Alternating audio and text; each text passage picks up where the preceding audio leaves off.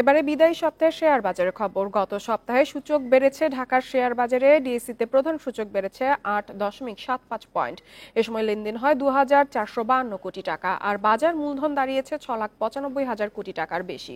অন্যদিকে চট্টগ্রাম শেয়ার বাজারে সার্বিক সূচক কমেছে 51.87 পয়েন্ট। বিদায়ী সপ্তাহে 4 কার্যদিবসের মধ্যে 3 দিনই সূচক কমেছে ঢাকা স্টক এক্সচেঞ্জে। তবে দিন শেষে প্রধান সূচক ডিএসইএক্স 8.75 পয়েন্ট বেড়ে অবস্থান করছে 5,735 পয়েন্টে।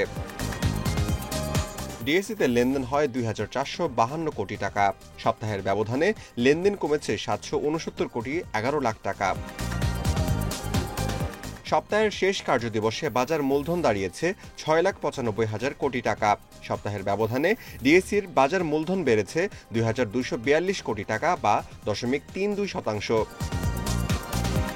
বিদায়ী সপ্তাহে হাত বদলে অংশ নেওয়া 397টি কোম্পানি ও মিউচুয়াল ফান্ডের মধ্যে দর বেড়েছে 142টির, কমেছে 213টির এবং অপরিবর্তিত রয়েছে 42টি প্রতিষ্ঠানের শেয়ার দর। সপ্তাহ জুড়ে সবচেয়ে বেশি লেনদেন হওয়া প্রতিষ্ঠানের তালিকায় প্রথম অবস্থানে আছে সোনালী আঁশ, দ্বিতীয় লিন্ডে বাংলাদেশ এবং তৃতীয় অবস্থানে আছে গ্রামীণ ফোন।